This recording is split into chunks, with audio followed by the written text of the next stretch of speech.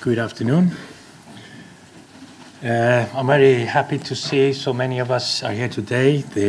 We could say, the beating heart of mental health in Iceland. And I also like to thank the associations, the professional associations that are organizing this conference with us. That is the Icelandic the associations of psychiatrists, of psychologists, of social workers, of occupational therapists, and psychiatric nurses. And well, I believe people are doing remarkable work, driven by the best of motivation. So to know who I'm speaking to, I'd just like to see how many of you are, if you can please raise your hands, how many of you are working in the field of mental health? Okay, thank you. So, and so the other guys can also raise their hand. How many are not? Okay, so majority are professionals. So how many of you are working psychologists? Can I see? Okay. Occupational therapists, we have any? Okay. Nurses? Okay. Psychiatrists? Okay, a few. How many of you would you say, have used services, the mental health services in Iceland? Okay, quite a few as well. Okay, thank you. So I'm also a person that once had to look to these services for help, and I would like to have a few words about the theme for today. It's a very nice title for the conference, this thing of have we gone off course or have we veered off the path? And it begs the question, what is this path? And sometimes I think we tend to lose sight of where we are going. I believe that what we are doing has to do, of course, with the brain. And I believe the brain is a very, very wonderful thing, which main role is exactly to adapt to the environment that we are living in. And I believe as we are living in times where our nervous system and our brain is not it's not made for these times. So we are living in times of rapid technological change of employment, and there is a change of relations, of family, of human connections. And our poor brain has not been developed for all the different roles it has to take up today. So, and we are trying as best as we can to adapt to the world we're living in, and sometimes it doesn't work so good. Add to that we are coming here in Iceland for just in few generations, we are coming from a world that was very, very harsh, very, very cruel, and things like emotions where you had to put a lid on them just to survive. So we are also dealing with, I believe, generational trauma that we are that is continuing to our day.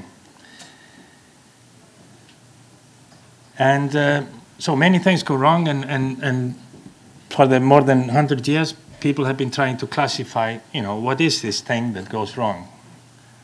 And we have had some success, but we've also made, I believe, I agree with our guest here that, we have gone too far in attributing growth pains or pains of adaptability. We are putting a disease label on them, which is not justified.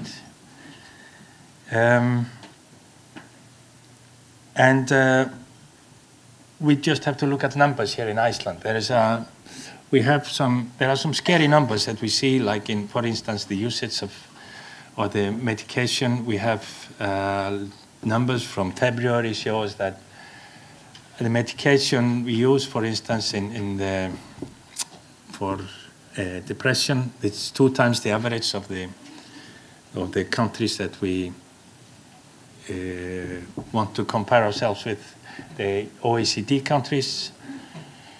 More than 2 times we are using, and I met Alan Francis yesterday, and he was asking me why did this happen, and I'm not sure, but I think part of the reason is this like social narrative.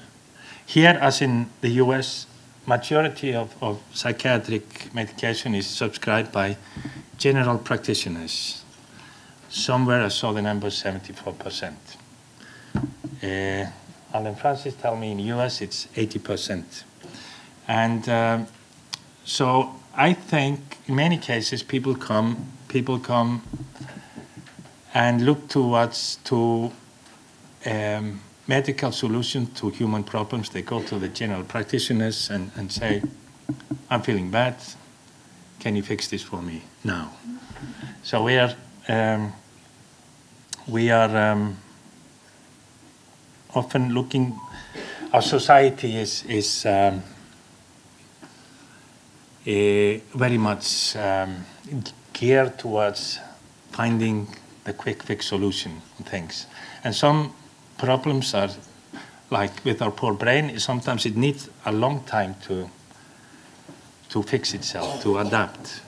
I'm talking about maybe 2 years, maybe longer, but and I think also it should have the space it needs, and I think you can do some things that seem to work in the short run but are harmful in the long run. And I've seen many examples of this. I know there are some people in here, and I know many people that have feel they have been harmed by the help they were supposed to get. But in general, I say there are many people I know here, and I would, I have confidence. I would put all my life in their hands if I would have to. But as a system, I don't trust it. You might say it's my personal problem, but I feel many people are thinking the same, so I don't think that's the case. And a wonderful thing that we might consider is these associations that are organizing this conference. I think we should meet, because there is a need for dialogue. There's a need that we talk about, instead of, we are having our own point of view towards the problems, and these are all important points of view, but they are not enough. It's not the problem is not what we know. It's not the problem is not our point of view. It's a problem that we don't have, that we are lacking some others. So dialogue is important, and I think connection is important, and we're living in a society that is geared towards superficial connection between human beings, and this is another generator of human misery, of human suffering.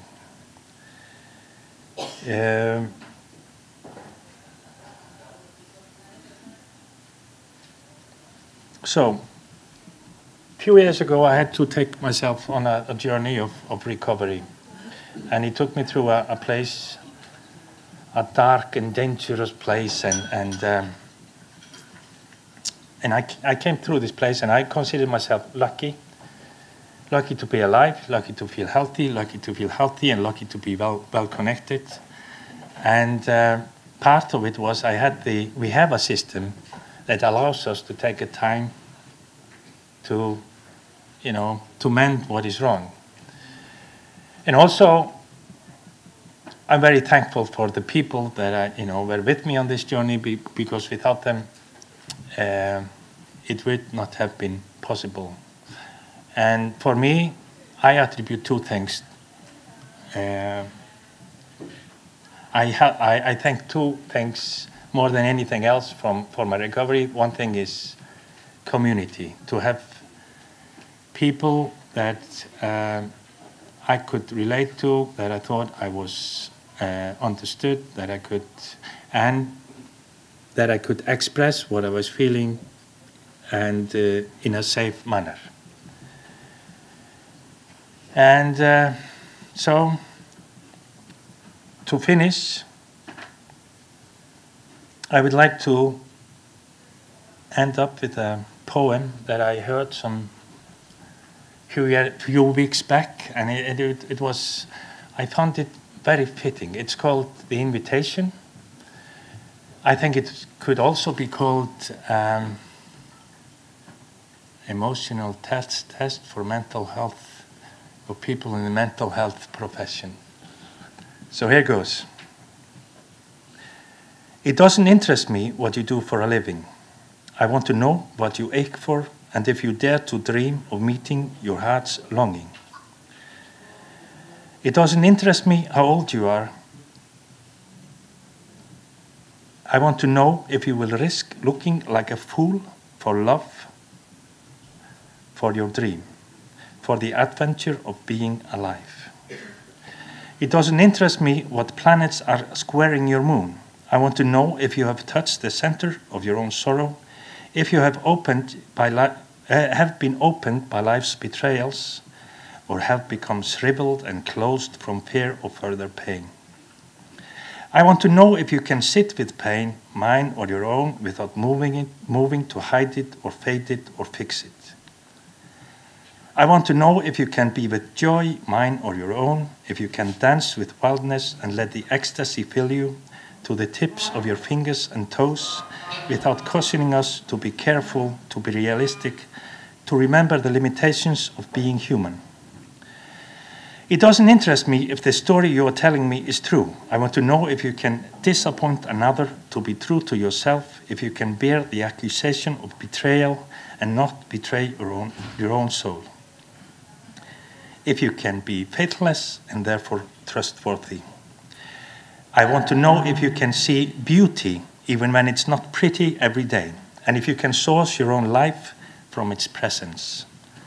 I want to know if you can live with failure, yours and mine, and still stand at the edge of the lake and shout to the silver of the full moon, yes. It doesn't interest me to know where you live or how much money you have. I want to know if you can get up after the night of grief and despair and weary and bruised to the bone and do what needs to be done to feed the children.